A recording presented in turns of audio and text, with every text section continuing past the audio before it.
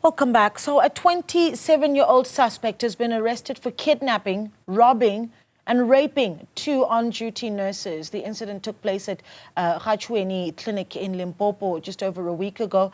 Limpopo Premier, Dr. Phophi Ramathuba, joins us now for more reactions to this. Premier, a good evening to you. Thank you so much for joining us. I mean, anyone hearing about what happened at this clinic and to these two nurses, I mean, just shocking beyond imagination. And I'm keen to hear about your initial thoughts when you came across this issue and perhaps some of the fears that it brought to you about safety within our health facilities.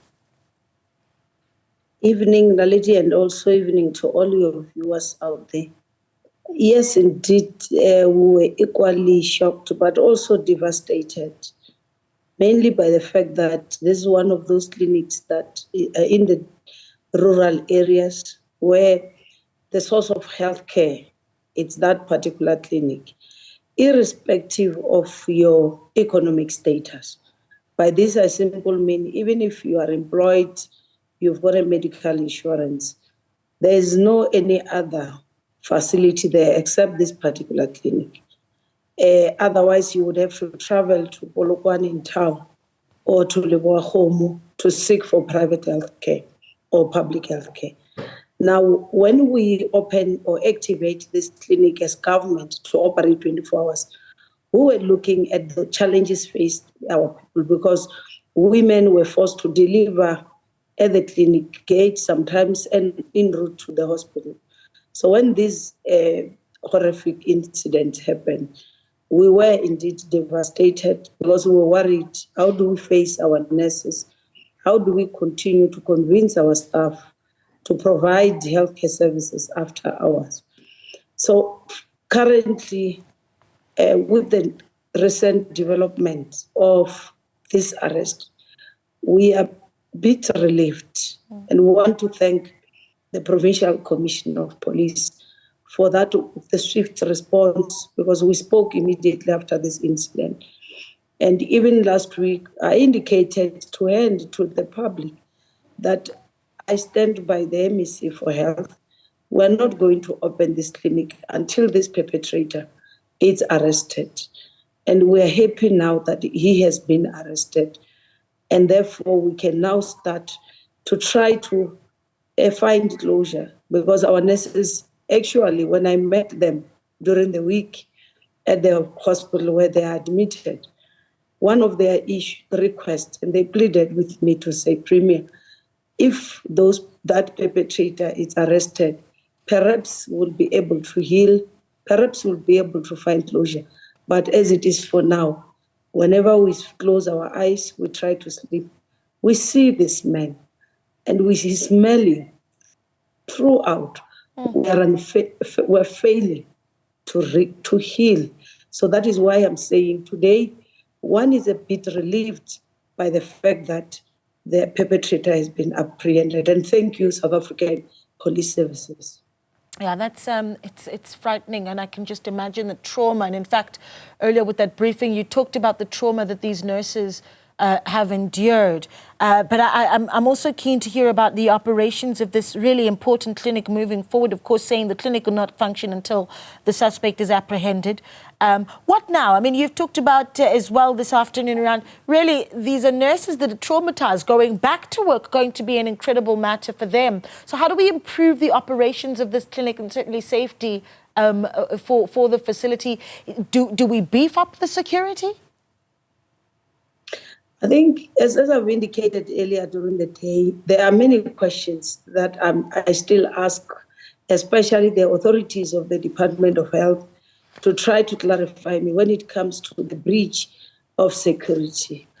To say there's still a lot of work that they need to do to give me answers as to do we have capacity in terms of the security companies that we have employed. By that one means where all the measures in terms of the service level agreement, because I know very well every security company has got a service level agreement that they've signed with the head of the department, and they are supposed to meet even the minimum standard. You have 3 security guards on duty. 2 of them were males and another one female. And the story that they continuously tell us is that, at least for this one, they are consistent. They will say he arrived. Initially, we were told by them that it was not one, it was, we didn't know the number. Later on, when the nurses were found, they are the ones who said it's one, and then everybody else, even the police investigations, could confirm that it's only one. Now, that also, I'm worried where I'm sitting to say, why would you not tell us the truth from the beginning? Now, the only part that they are indicating is that they were tied up, they were overpowered, being three. They were tied, the two males were tied. He took the female security guard to where our nurses were working. And then that's where he started to demand a search them, take their belongings, their cell phones. He also demanded car keys, which unfortunately they indicated is not their cars. And he left with them, where he took them and do all those horrific and horrible, as they always narrate the story to us. But the female security guard was unharmed. She was not tied. She was left there. Her cell phone was not taken. And that is why I'm saying that it took more than 4 hours for a phone call to be made to the police, to the clinic operational manager who was off duty, to the district manager, to the authorities. Now, there are many questions that needs to be answered here. And we're not blaming anybody. We're not saying there could have been whatever. We are not expertise.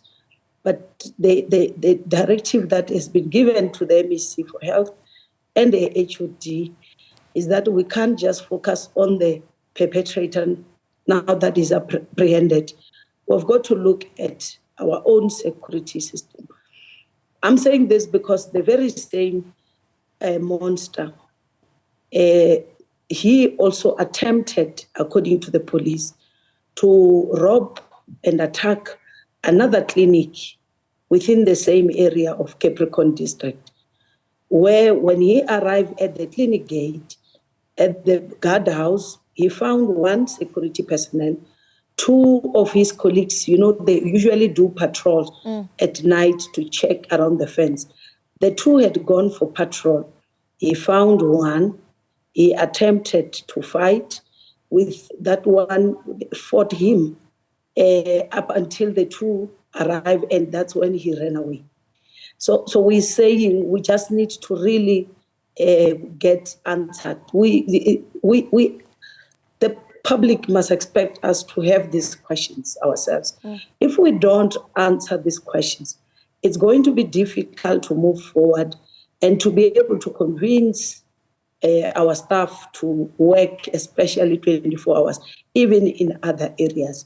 So what is important from the government side, it's the Department of Health must really look into the security breach. Did we follow all the protocols? If there's any security breach, who did not do what they were supposed to do?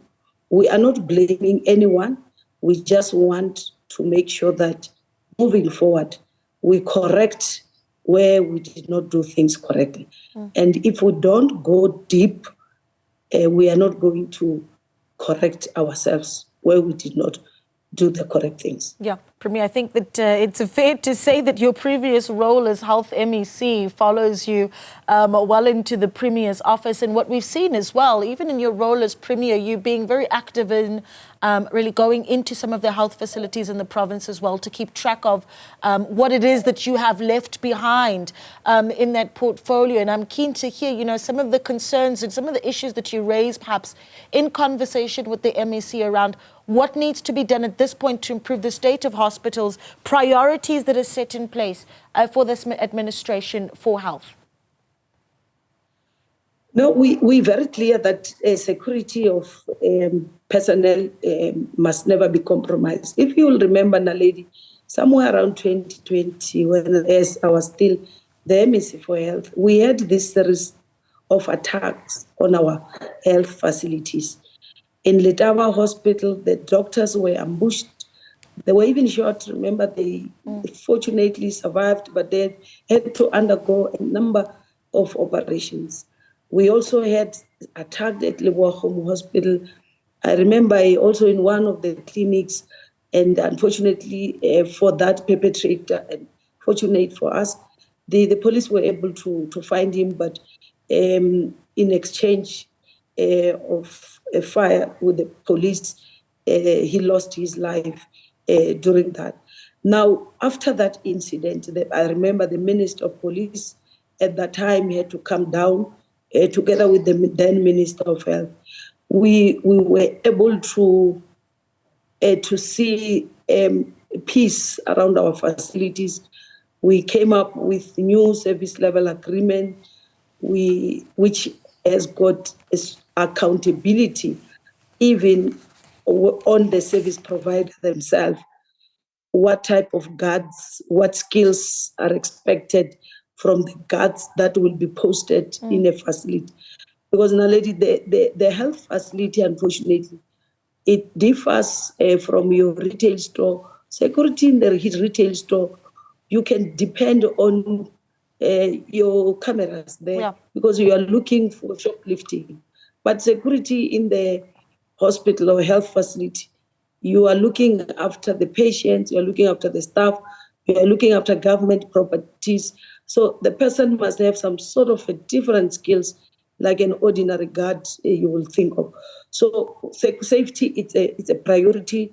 She has promised me that they're putting up a panel to really relook into, again, what could be missing.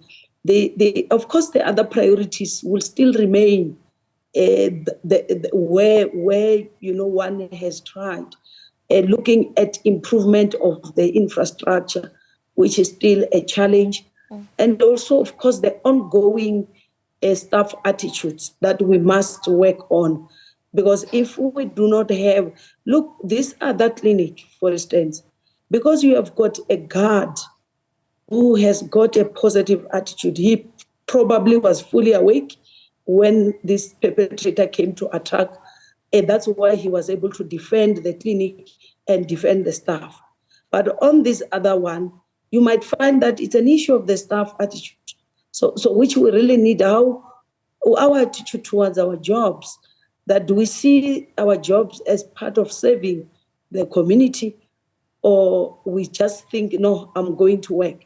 So those are the things that we must be able to inculcate, that spirit amongst all our employees, to understand that when you serve a public service, you are serving especially the poor and the marginalized. So attitudes of staff which will resolve many issues like your long queues, your medical legal negligence, the bill which is very high because some of our staff are called as a doctor, there's an emergency, you prioritize other things. So those, in summary, are amongst the priorities that the MEC we have discussed, and we've indicated that we are not going to compromise, because when you compromise on these things, the lives of people get lost. And when people die, unfortunately, it's a one-way ticket. You can't come back. Premier, an absolute pleasure speaking to you, and thank you so much for your time this evening. Dr. Phophi Ramathuba, the Premier of Limpopo.